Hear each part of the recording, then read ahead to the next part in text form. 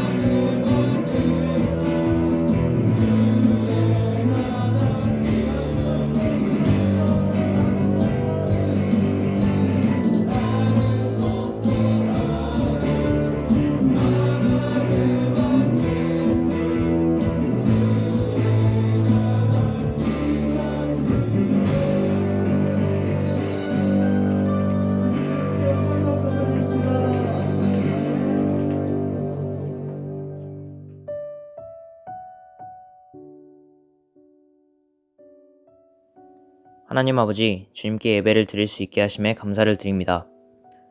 대림절 기간을 성결하고 거룩하게 보낼 수 있도록 도와주시옵소서. 계속되는 코로나로 움츠러들 수 있는 상황이지만 두려움과 염려보다는 주님께서 주시는 평안함 속에 거하는 하늘꿈터 친구들이 되기를 바랍니다.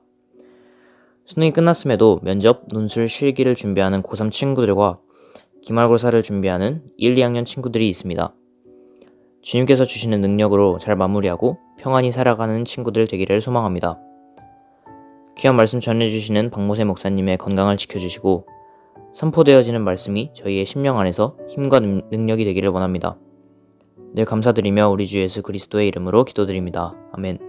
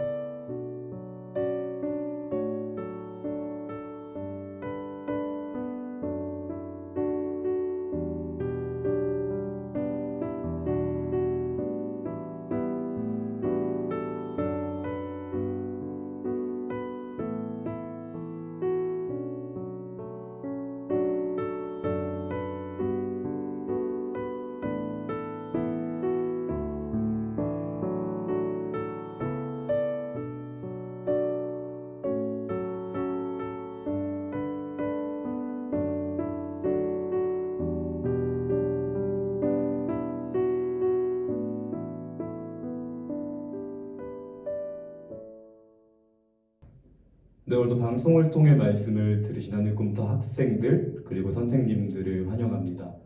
오늘 말씀은 이렇게 시작하고 싶습니다. 어느 한 정신병원에 정신병자가 찾아갔다고 합니다. 이 정신병자가 정신병원에 찾아간 이유는 자신을 나달로 생각했기 때문입니다. 여기서 말하는 나달은 씨앗이나 아니면 곡물을 가르치죠. 네, 정신병자는 원장에게 이렇게 이야기했다고 합니다. 내가 나달이기 때문에 닭이 나를 보면 계속 쪼는 것 같습니다. 저 어떻게 해야 될까요? 네, 이 정신병원 원장님은 이렇게 이야기했겠죠. 당신은 나달이 아니라 사람입니다. 닭은 그냥 습관적으로 당신을 쪼는 겁니다. 당신은 나달이 아니라 사람입니다. 닭은 그냥 습관적으로 당신을 쪼는 겁니다. 당신은 나달이 아니라 사람입니다. 닭은 그냥 습관적으로 쪼는 겁니다. 네, 이렇게 이야기를 하는데 이 사람은 끝까지 자기를 나달이라고 생각했다고 해요. 네, 그러자 정신병원 원장이 이 사람한테 이렇게 이야기했다고 합니다. 당신은 나달이 아니라 사람이라고! 네, 그러자 이 정신병자가 비로소 속내를 털어놓았다고 합니다. 나도 압니다. 그런데 닭은 알까요? 재밌죠? 나도 내가 사람인 건 아는데 닭은 날 나다로 생각하기 때문에 계속 쪼는 거 아닌가요? 네, 뭘 말하고 싶은 걸까요? 내가 나를 누구라고 생각하는 건 굉장히 중요한 일입니다. 하지만 그만큼 중요한 일이 또 있습니다. 상대방이 나를 누구라고 생각하는가입니다.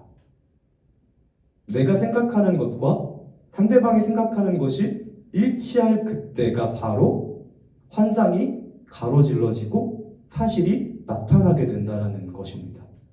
네, 이건 제가 지어낸 이야기가 아니고 김영하 씨의 옥수수와 나라는 소설, 그리고 슬라보의 지제에게 환상 가로지르기라는 그런 개념에서 나온 하나의 우화입니다. 네, 이런 걸 왜 소개해드리냐라고 하시면요, 오늘 본문에 바로 이런 사건이 일어나고 있습니다. 네, 본문은 여러분들이 잘 아시는 다니엘과 세 명의 친구의 이야기입니다. 네, 이 세 명의 친구의 이름은 이렇죠. 하나냐, 미사엘, 아사랴. 네, 이 사람들에게는 이런 의미의 이름이 있었습니다. 하나님은 심판자이십니다. 하나님은 은혜로우십니다. 누가 하나님께 속해 있습니까? 하나님께서 도우십니다. 굉장히 은혜롭죠. 그런데 과연 이 네 사람이 살아가던 시대에도 그 네 사람의 이름이 그대로 인정받았을까요? 라고 물어본다면 아닙니다. 본문은 이렇게 네 사람의 이름이 바뀌면서 시작됩니다. 다니엘은 벨드사살, 하나냐는 사드락, 미사엘은 메삭, 아사랴는 아벳느고. 어떤 의미가 있을까요? 이런 의미가 있다고 해요. 이방신의 보호를 받는 사람, 이방신을 경배하는 사람, 이방신에게 자신의 몸을 바친 사람, 이방신의 종. 자, 이제 어떤 일이 일어난 줄 알겠죠? 다니엘과 세 명의 친구들은 부모님께로부터 신앙을 전수받았습니다. 그리고 본인들의 이름이 그 신앙을 증거했습니다. 하지만 다니엘과 이 세 명의 친구들이 살아가는 그 시대에는 본인들이 전수받은 그 신앙이 통용되지 않았습니다. 그리고 그 통용되지 아니함으로 인해 오늘 본문의 불협화음이 시작됐다라는 것입니다. 이스라엘에서 포로로 끌려온 사람이 바벨론 황관장에게 무례하게 무언가를 요청하는 행동. 근데 이 행동의 저면에는요, 제가 아까 얘기했던 것처럼 자신이 누군지 똑바로 이해하지 못했거나 혹은 상대방이 내가 누군지 모르는 그런 무지에서 비롯됐다고 볼 수 있습니다. 이렇게 볼 수도 있겠죠. 이 사람들이 가지고 있던 종교는 통용되지 않았을 뿐만 아니라 이 사람들을 무지하게 만든 걸 아닐까. 이렇게 생각할 수 있다라는 겁니다. 근데 정말로 그런가는요, 다른 성경 본문을 찾아보시면 되겠죠?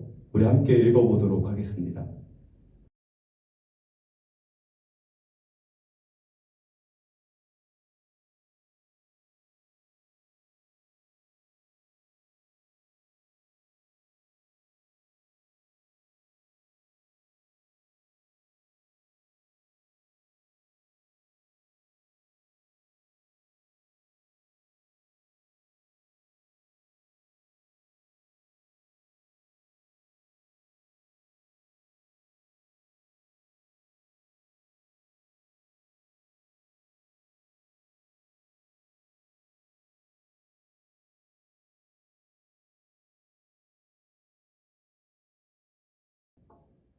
네, 다른 본문을 보셔도 동일한 이야기가 등장합니다.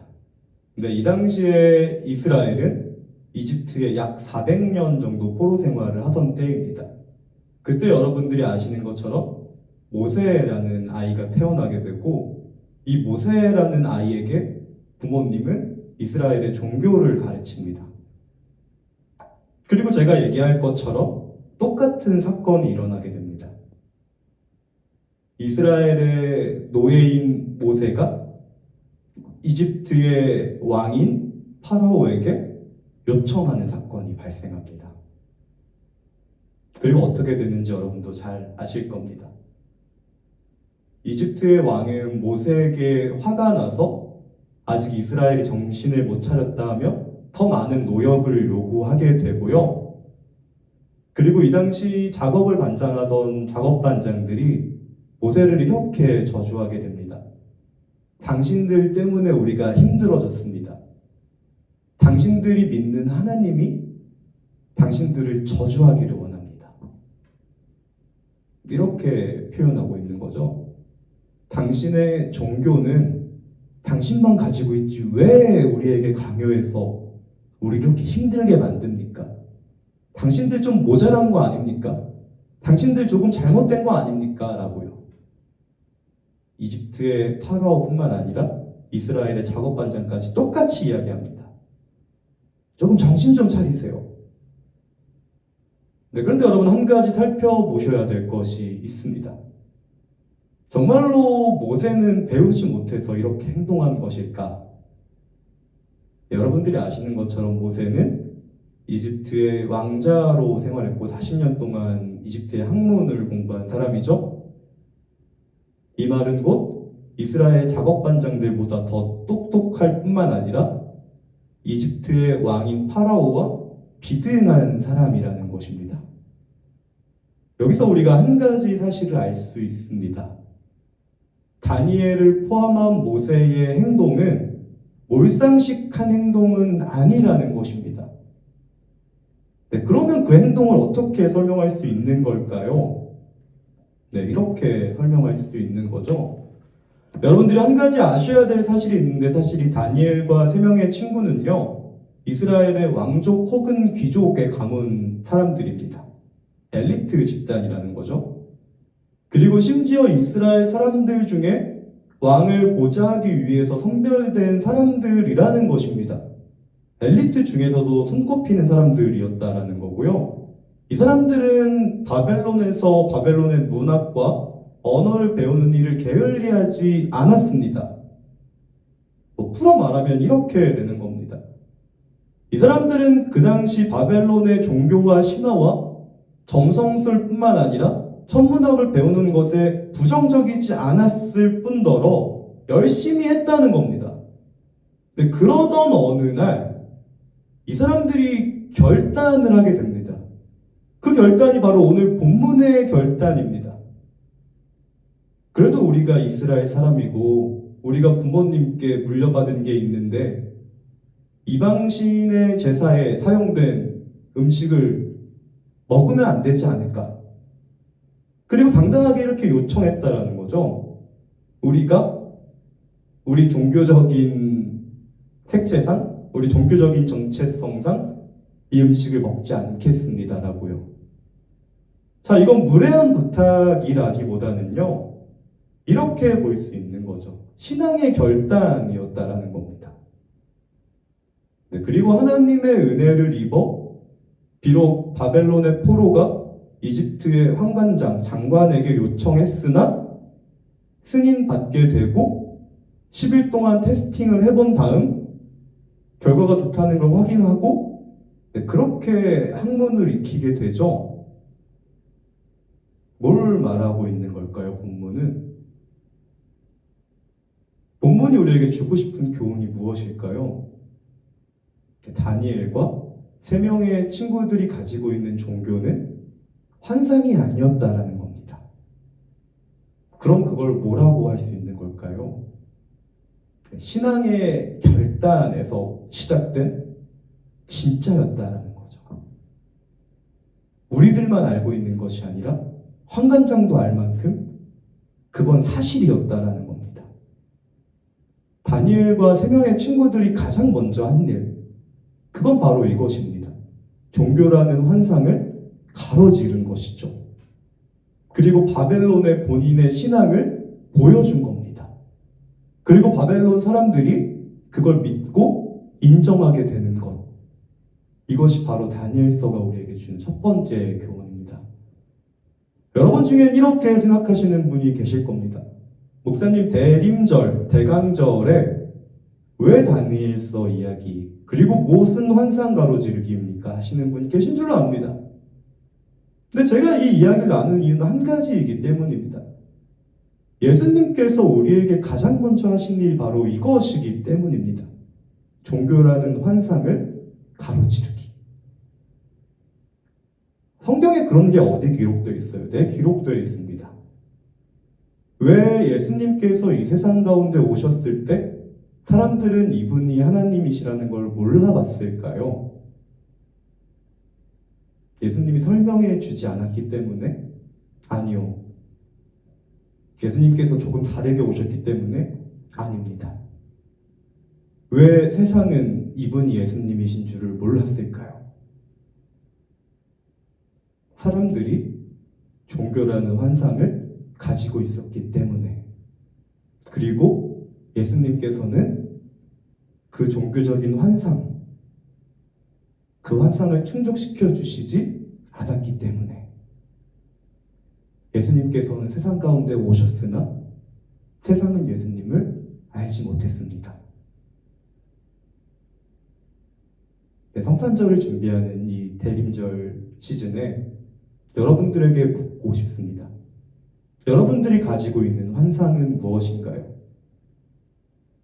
그리고 우리가 그 예수님을 맞이하기 위해서 버려야 될 환상은 무엇일까요?